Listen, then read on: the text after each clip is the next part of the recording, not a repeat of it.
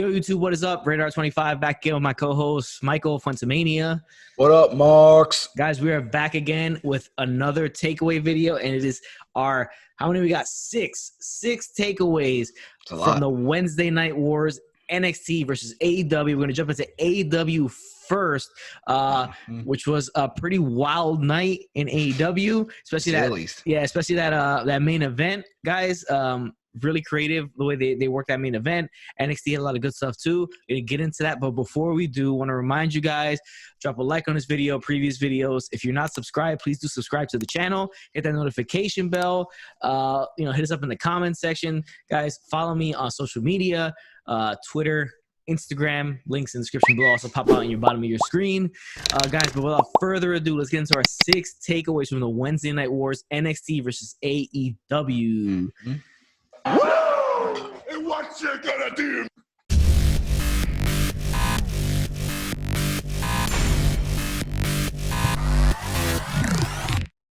All right, guys, so AEW Dynamite started with Joy Janela, the bad boy, versus Cody. This was a very solid match. Yeah, very good match. Yeah, they're back in Daly's Place, the amphitheater out there in Jacksonville. So this really worked in their favor for the whole show because Jaguar Stadium is right next door to it. So it's good that they own all that, so they're able to like play with it. So you'll see that in the main event. Shoemania, baby. Yeah, this is a fine match. Cody gets the win. I believe hit the crossroads for the win, and a couple cool spots throughout. Cody with a little bit of high flyingness. He did off like a small moonsault, or off the ramp. He also hit a springboard cutter. He hit that too. I've always liked Cody's style because he's kind of more grounded, but he will surprise you every once in a while with a high flying move. Now, this is fine, but we're going to get into this later on too. I just don't like how he's not addressing Archer whatsoever. The 2 weeks away from Double or Nothing, he's not addressing him whatsoever. Disrespecting his family, he ain't doing shit. Yeah, he's not doing anything. So we're gonna see later on in the show more about this. But Cody gets the win. Fine match to start off the show. Joy Janela, always a solid effort by him.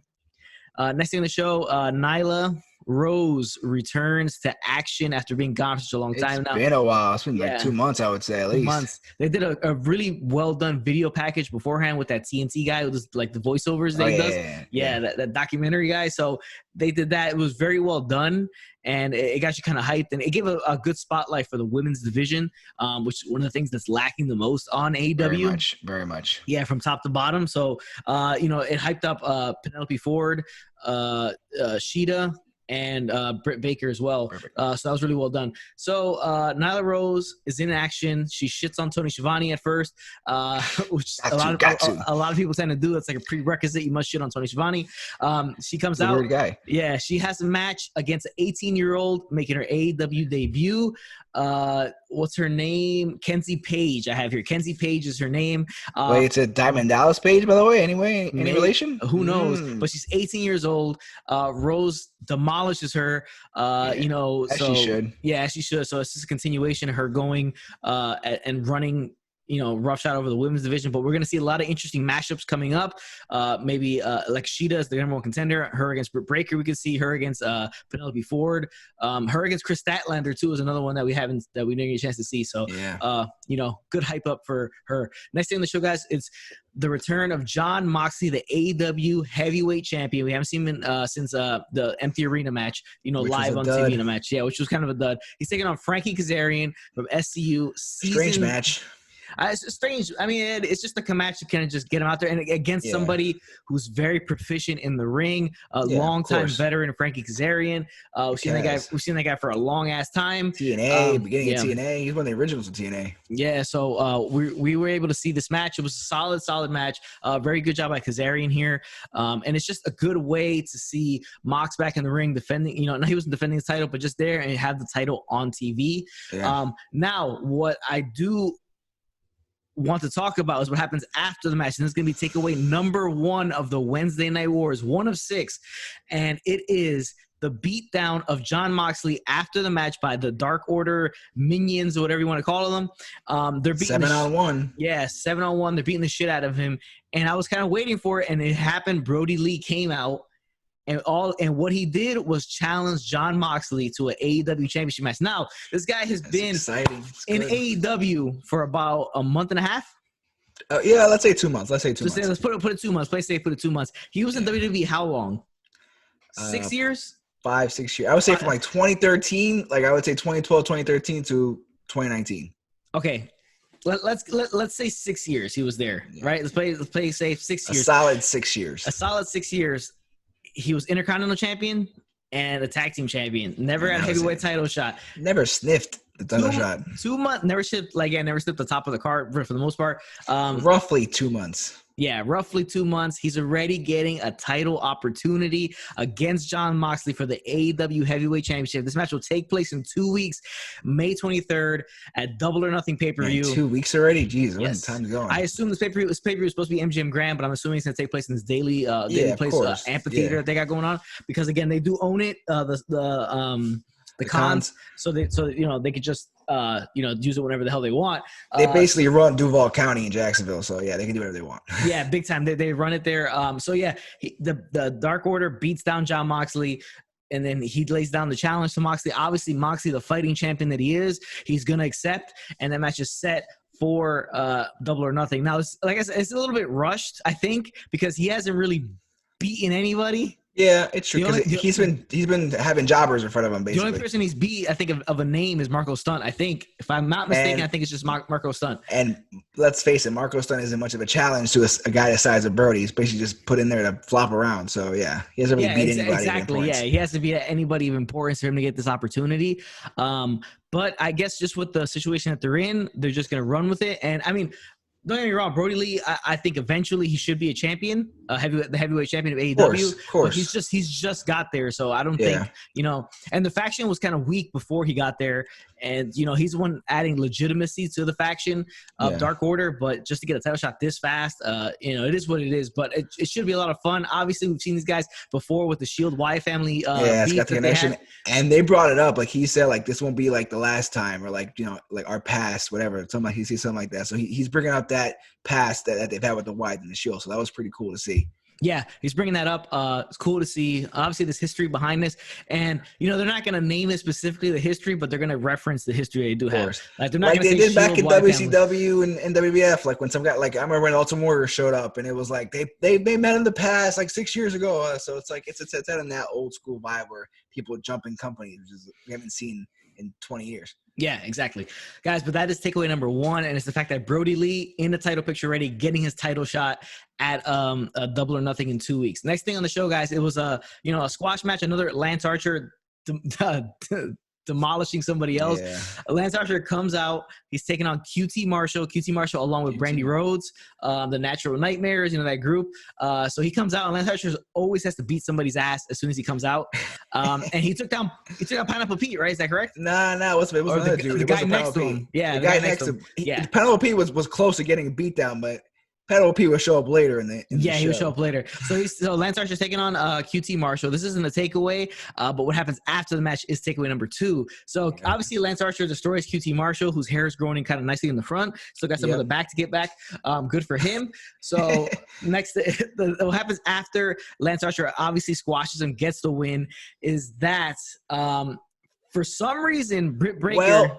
Well, we have to put this in context. So in context, before the match started, Brandy had a promo. That's true.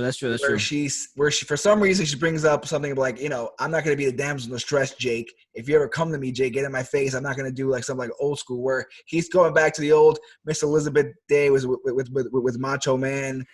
He would throw a snake in and scare her. So he was throwing that thing where she won't be intimidated. And then the match ensues. And then the match ensues. Jake making a rare appearance. So he's there. The match ensues. Archer wins. Britt Baker attacks Brandy Rhodes on the outside and then throws her in the ring.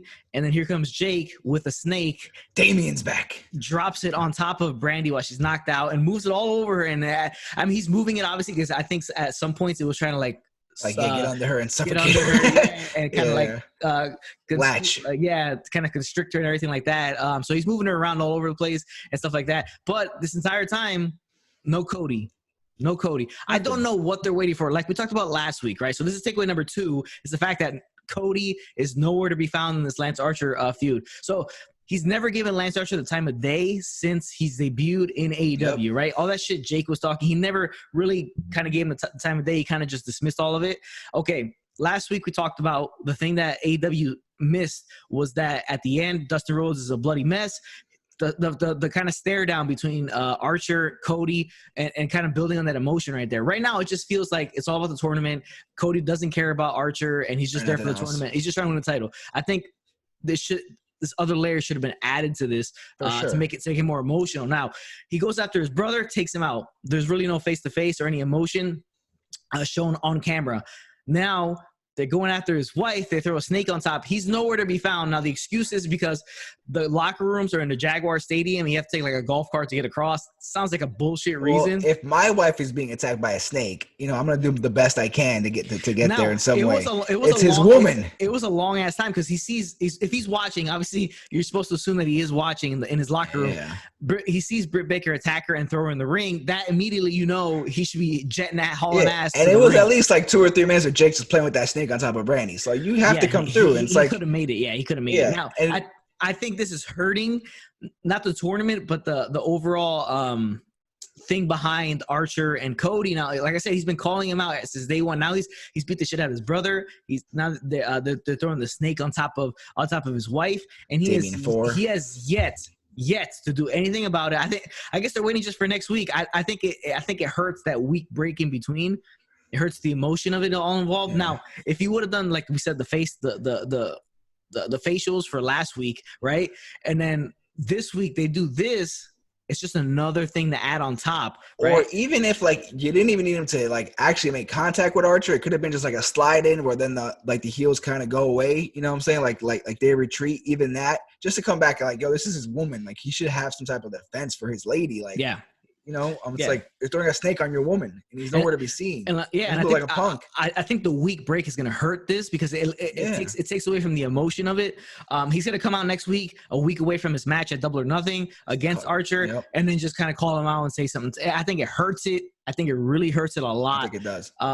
It doesn't make any sense to me. Obviously, he's going to come in House of Fire. Yeah, House of Fire, saying oh, I'm going to get you and all this. But I think it would have had more effect if he just would have. He hasn't acknowledged Archer whatsoever. Hasn't cut a promo on him. Nothing. The only thing he said about Archer was that that he's not gonna he has to prove himself first before he gets a shot at me. That's basically all he said. He said when he's on commentary. Yeah. So I think this is hurting it. I thought this was a cool visual because you see Jake with the snake again. He throws on top of Brandy. That's fine. But I think Cody's lack of emotion or just being there or the camera work involved. Acknowledging Archer as a threat, basically. He's not really they're showing that he's a threat, but they're not he doesn't feel worried or should be more emotion towards Archer. Now the only thing I can see happening is that Archer squashes his ass at Double or Nothing and takes that title. That's the only thing I can see happening. I could see happening as well too. Because if he's gonna fire up on him next week, I think it's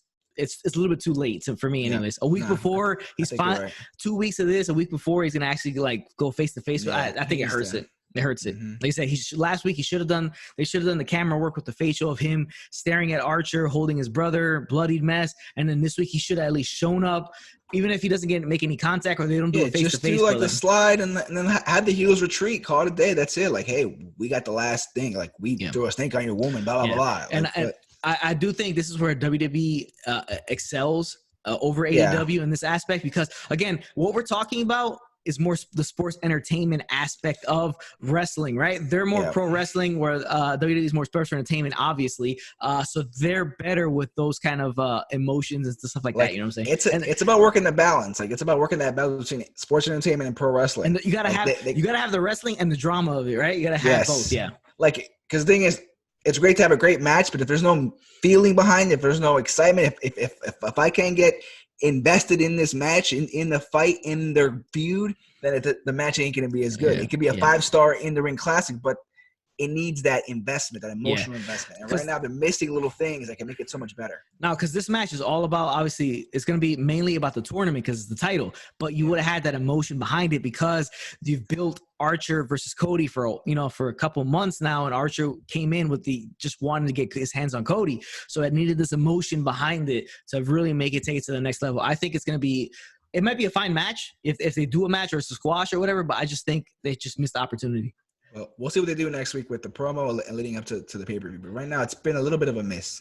Yeah, I like what they're doing, but they're just not putting the fine edges on it. They're missing a couple of things. They're missing the drama behind it. Yeah, the drama is what they're missing behind all this, and the camera work that really helps all that. It's a lot. It has to do a lot with the facials. It's not all in ring work. It has to do with facials, expressions, and mannerisms. That adds so much to the story. You know what I'm saying? It just adds it adds so much to it. Okay, guys. Next thing on the show.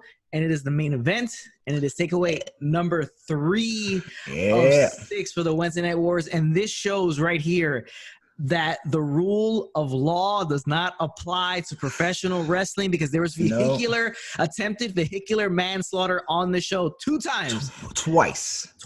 We had in an NFL stadium, for crying out loud. NFL stadium. We had a street fight between Broken Matt Hardy, his in-ring. The 3 faces of Matt. Yeah, we're going to see the 3 faces of Matt. This is Broken Matt Hardy in his in-ring debut in AEW versus Pumpkinhead Kenny Omega, according to Chris Jericho.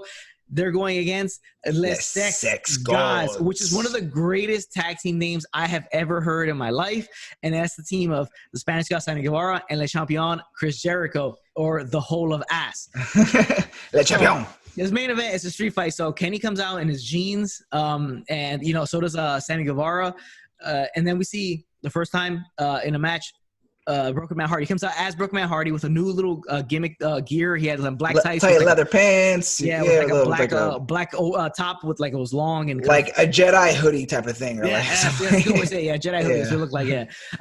Okay, so the match starts. Obviously, it's a hardcore match. They take no time getting out of the ring. Jericho, Matt Hardy brawl into the entryway. I mean, Jericho and Pineapple Pete get into a little bit right before the match starts. Yes, they do. They got a match for next week. Shivani was announcing matches left and right. Last night it was pretty cool. Pineapple Pete, got into a little back and forth argument with Chris Jericho, and they will have that match next week. Should be kind of funny. But okay, so the match continues. They start brawling, and then Jericho kind of takes Matt Hardy into the entryway. You don't see Matt Hardy for a little bit, right? Now remember, he's broken Matt at this point, so it's a 2-on-1 in the ring, and then we see Matt Hardy. The actual Hardy Boy Matt Hardy show up. Even the yes. Now he hit him he did the side effect. It's just a fate. They're not calling it any of that, but that's what it's called. So his old school apparel with the side pocket cargo pants, baggy pants. All right, so they start fighting. It keeps going. Now when they get to the backstage is where it's interesting. That's where it gets classic. Yeah. And I also like that they had, I guess, like producers or somebody or whatever, maybe season ticket holders of the Jacksonville Jaguars in the back. Like it was cool. Like they were like, it's in that space between the amphitheater and the stadium. And the stadium, like it's a pretty cool setup. It's actually pretty cool. But yeah, it added just added a crowd. It was nice to see a crowd. It was just very nice. Yeah, to see that. A lot of people there standing around watching. Now Jake Hager came out with Les Sex Gods, so he's there. Obviously, he gets involved in the match throughout. So they start brawling in the back, and this is the plus of having ownership of the amphitheater, and I guess you own the team as well, so you have access to the stadium.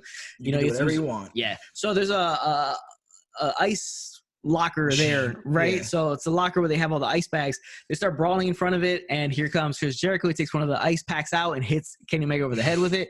They end up throwing Matt Hardy in the ice machine. Now currently this is Matt Hardy. Yes, he's in the ice machine and close the door on him. This will play in a little bit later because we got the 3 faces of Foley, but it's Matt Hardy. So they continue the brawl. It keeps going, and then boom, here comes Damascus. Yes, which he looks like TNA Broken Matt or WWE Broken Matt. That same gimmick, that same getup. That weird little blouse thing you wear. Yeah, that jacket, that long jacket, but he's being called Damascus is what we were told by the announcers, which was the announcers with Shivani, the return of JR and Excalibur. I was nice to see I have them back too. It's been a while. So the match keeps going on, a lot of fun going on. Very cool spot where Kenny gets up of a cherry picker.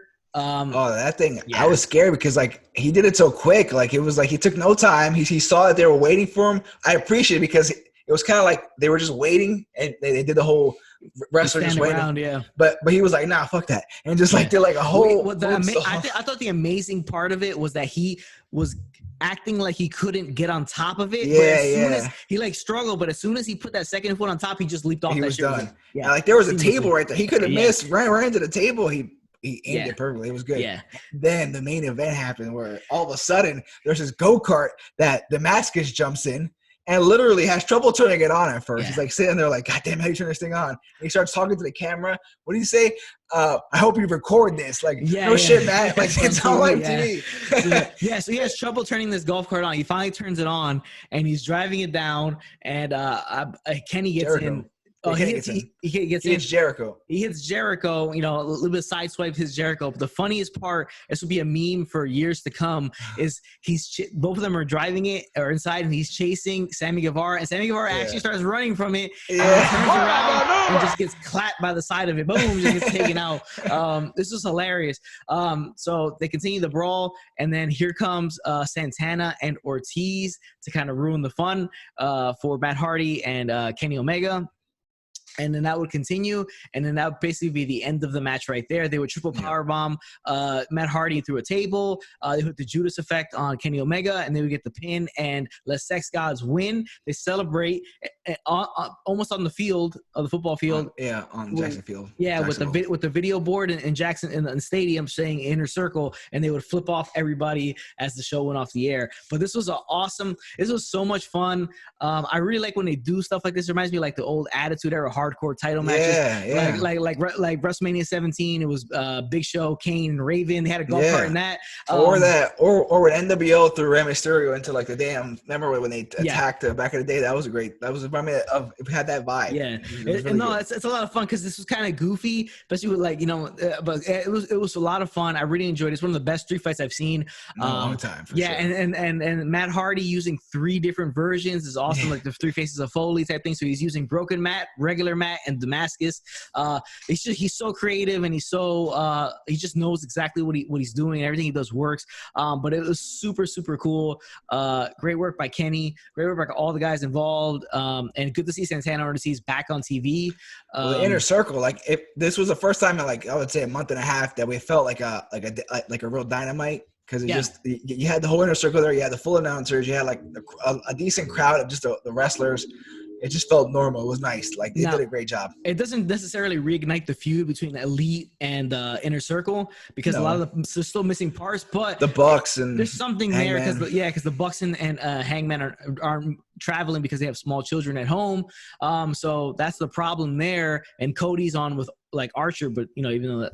Whatever it is with that, but it was a lot of fun. Really enjoyed it. Good to see Jericho and Guevara win. I think that's the right call, especially with all of them showing up. Yeah, so I thought this was super awesome. I really liked everything. The go-karts, the go-kart shit, the golf cart shit was awesome. How about the ice machine and becoming Damascus? That was freaking so good. He popped right out of the ice machine with Damascus, got in the car and everything like that. So that shit was awesome. Yeah. Awesome show. Really like the ending of it. We had our issues with the Cody thing, so that's gonna be the shit that sucked for AEW. Was that just there? I don't feel the drama between Cody and Archer. It's just I think it's missing that drama factor, that entertainment factor. It's just all about the wrestling right now, so I think that's hurting it. That feud in general. But we'll see what happens there. A lot of matches announced for Double or Nothing. Mm-hmm. We had MJF show up. He was in the crowd. He cut a promo, a video package, and he's taking on Jungle Boy at Double or Nothing, I believe. So we're excited to see that. Double or Nothing 2 weeks away, guys. So without further ado, let's get into NXT and go over that for the second part of the Wednesday Night Wars. All right, guys. So when it comes to NXT, it was a solid show. Nothing super special. It was all right. Yeah, it is what it is. It was all right. All right, guys. So the show started off with the match that was advertised last week: Gargano versus Kovich. It was a fun match. I like these two together. Obviously, they're both really talented in the ring, especially Johnny Gargano. Johnny Gargano is really buying into the whole heel persona, the all heart, no soul persona. Yep. She got a lot of help from Candice LeRae, which Candice LeRae still isn't really fitting into that whole heel. I don't know if she's a full-on heel. That's her thing. She's never really played the heel before, even on the indies. Yeah. I just don't think she has it in her. But still early. We'll see where it goes. Yeah. We'll see where it goes. Yeah. And she has Johnny, so Johnny's gonna keep her up here no matter what, because he's that good. Yeah. Now Gargano gets the win. Obviously, with a little bit with help from Candice LeRae. So I'm assuming this feud will continue. because neither of them really have an opponent right now, so I'm assuming that feud will continue between them. All right, guys. So next thing on the show is an interim cruiserweight tournament match. It's Akira Tozawa versus Jack Gallaher. Tozawa wins. It is what it is, the whatever match. Yeah. But I believe Gallaher is 0-2, so I think he's out of the tournament. Yeah, he's already, out. right? Yeah, he's out. So which is kind of like, really? Yeah, because he has like a new look to him, and you thought, he's out, yeah. And he was on the 205 Live for a while. He was on Raw for a little bit. I mean, you figure he'd get a little bit of 0-2. But all right, I guess he's out. Yeah. Guys, next thing on the show was Xia Li versus Chelsea Green along with Robert Stone. I really like Chelsea Green. It's cool. It is what it is right now. Like, they don't really have much going on, so they're trying to showcase her as like she's the total package and everything like that, which I think she could be, because she's obviously beautiful, she's athletic, and she has like a bit of charisma to her and what she's playing and stuff like that. Chelsea Green does get the win here because Aaliyah distracts, Xia Li, which I'm surprised Aaliyah still is like in the company. She's been there. She's been in NXT for forever, it seems like, and then she's never really like ever been focused on or showcased. I thought she would be axed when they did all the firings. Like, I don't know why they got rid of Sarah Logan. I'm just saying. I mean, I'm sorry, but damn. Yeah, I know. Yeah, not saying we want to see anybody lose their job, but yeah, they don't really do much with her, so I'm not really sure why she's still there. And she's been like, she was there from the when the network first opened up, and they had like remember Breaking that Ground, the Breaking Ground. She was in there. Like, it's been like that was like 5 years ago. I mean, so yeah, it's a miss, and nobody really wants to see the Xia Li and Aaliyah feud continue. So it is what it is. But yeah, I want to see like Chelsea Green eventually get into like a program with somebody and actually have a real bit of a run. All right, guys. Next thing on the show, and it is going to be takeaway number 4 of the Wednesday Night Wars, and it is the debut of Carey Cross, formerly known as Killer Cross, with Scarlett Bordeaux, now known as just Scarlett. Yes. They like to axe those last names sometimes. Yeah.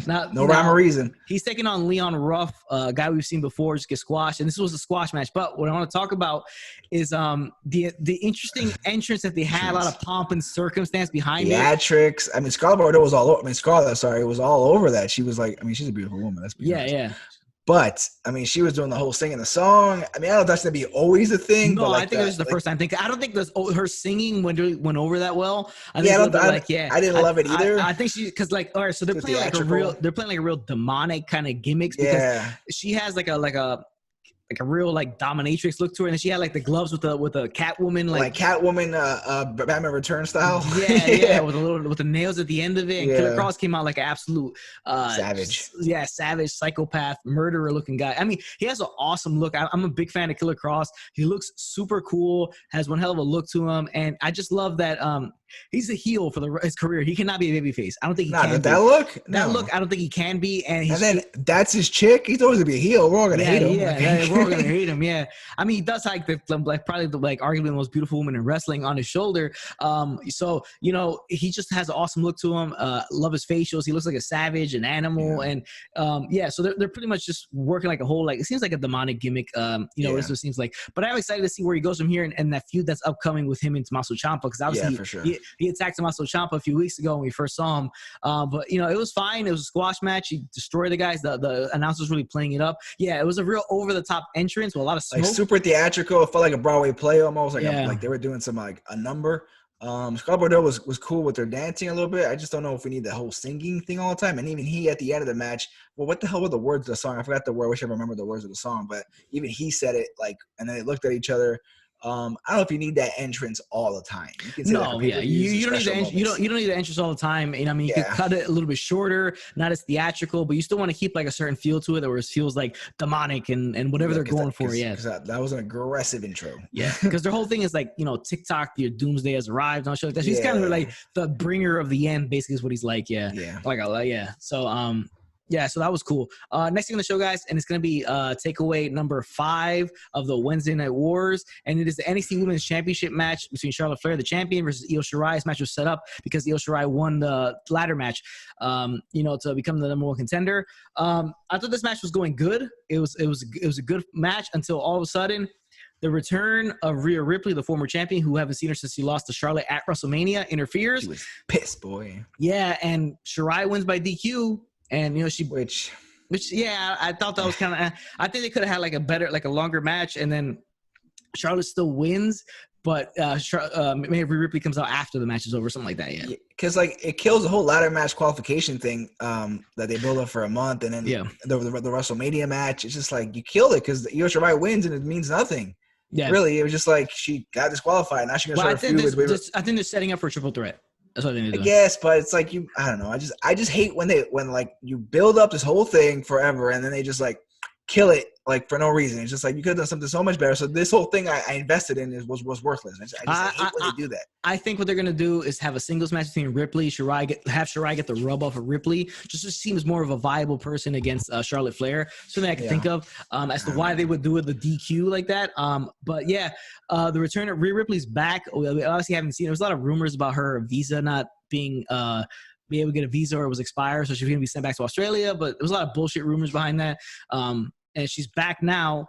And, good to see her back because we hadn't seen her since Mania. She really had no response after her losing or anything like that. At all. This was a response. Yeah, this was a response. So she's pissed. And obviously, I think they're going to set up for a triple threat eventually. Well, I mean, because then they got they go to commercial, they come back. Rhea Ripley's walking outside, they're interviewing her. And then Io Shirai comes in just like starting beating the shit out of her. Have a whole Farrakis. The whole Farrakis going on there. They had to be separated. So it's going to be that thing. Charlotte was nowhere to be seen afterwards. She was just like, oh, well, my job. Yeah, she's kind of like wiping her hands clean and just kind of moving on. But yeah, I'm assuming, they will probably have Shirai, Rhea Ripley go against each other, maybe do a triple threat with Charlotte whenever they want to do like a maybe pay-per-view or something like that, takeover or whatever that's going to happen. But guys, that's takeaway number 5 of the night. Next thing on the show, another interim cruiserweight tournament match. We had Kushida versus cornball ass Tony Atlas. I'm just not a fan of nothing about this kid. Yeah, nothing. Yeah, I'm just not cool with. No. Yeah. I'm sorry, Jake Atlas. Who gives a fuck? Yeah, I'm sorry. I almost said Tony Atlas. Wait, who? What? It doesn't matter what your name is. So it's just like, I'm just not a huge fan of Jake Atlas. I'm just not a huge fan of it. Kushida obviously gets the win. He's 2-0 in the tournament. Atlas is 1-1. I really do see. It's only going to be. I think you can only viable to have Kushida win the tournament or Drake Maverick. Nobody else really makes any sense other than those who guys have been in the tournament. Yep. Yeah. Guys, next thing on the show, it was Finn Balor talking. We thought he was going to reveal who attacked him, but he didn't because he doesn't even know. So who was the perpetrator? Yeah, so he's calling out. He's going to say he's going to find it out, whoever it is. And then that cuts directly into Cameron Grimes coming out, and he's fighting, taking on Denzel Desjardins, another guy we see all the time who loses. All the time. They get jobs out to the entire roster. Grimes, cuts beats him fast. Grimes wins. And then he starts talking a little bit of shit. And then he starts talking about what Finn Balor just said. And he said if Finn Balor was here, he would slap him right in the face. And then while he's saying that, Finn Balor just walks around behind him and then comes in the ring, kind of just stares him down. Does it? Yeah. He challenges him to do it. And he doesn't, obviously. So, that's the match for next week, Balor and Grimes. Now, I love Balor as a heel. I think he's so much better as a heel because as babyface, you're kind of like playing towards demon a little bit too much. Yeah, that's what you want to see in the end is the demon. But at him as a heel, he's just a nasty, like real mean bastard. So, takes no shit from anybody. Like he literally went in there like, come on, smack me. Come on, do it. Do it. Yeah. Like just bullying him out like that. And he beat the shit out of him. So it was good. Yeah, it was good. Yeah. So that I love Balor as a heel. Balor and Grimes next week on NXT. Now, next thing on the show, the main event, and it's going to be the final takeaway number 6 of the Wednesday Night Wars. And it's the NXT Championship match, Adam Cole versus Velveteen Dream. This was a good match. The whole night felt kind of rushed in terms of matches, even though this match got about like 10 minutes, a little bit more than 10 minutes. It needed more than 10 minutes. I mean, this is like a takeover match, if we're being honest. It's a takeover match, but they just really can't do it. But okay, so the match is going on. It's a very good match. It keeps going. Undisputed are obviously going to come in and try to make the interference. When they come down the ramp, here comes Dexter Lumis creeping out from underneath the ring in a real creepy NXT's pervert. Resident pervert. And it's real creepy. He came out real creepy, like a sex predator from underneath the ring. As only he can do. He came out and he started brawling with Roderick Strong and Bobby Fish, and then while he's doing that, he tosses, I think it's Roderick Strong, he tosses him up, and then they do the ref bump. He crashes into the ref with the ref trying to like halfway out the ring trying to stop them from fighting. Ref takes a bump, and then that's when obviously your here's Velveteen Dream hits the elbow from the top of the Purple Rainmaker, goes to the pin, has him covered for like a 10 count, classic right there. Yep. And then there's no ref. So once the ref finally wakes back up, here comes Adam Cole, you know, hits him with a super kick and then hits him with a knee to the back of the head and gets the pin and wins. So obviously Cole wins, Dream takes the pin, but there was a lot of like, you know, gaga around it as to why he got pinned. He basically beat him, but you know, what are you going to do?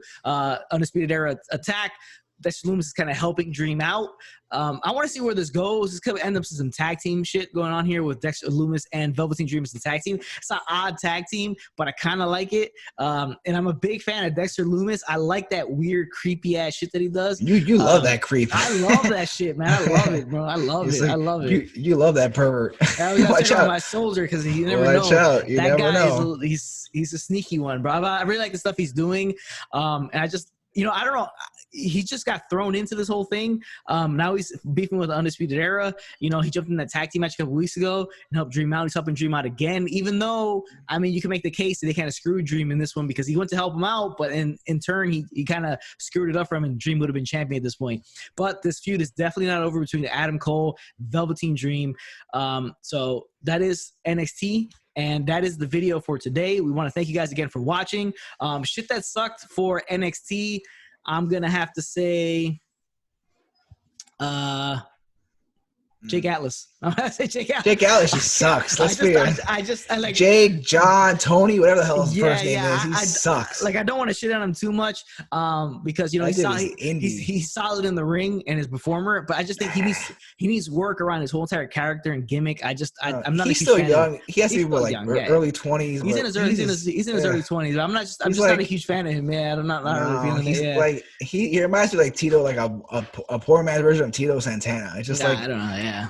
Don't like him. Don't like him. I don't like him. Let's see how he works out a little bit later on. But right now it's not really working out for Jake Atlas on our end. We don't really like him too much. But guys, that is the video. Thanks again for watching. Remember, if it doesn't work for you, brother, do not do the job. Later, Marks.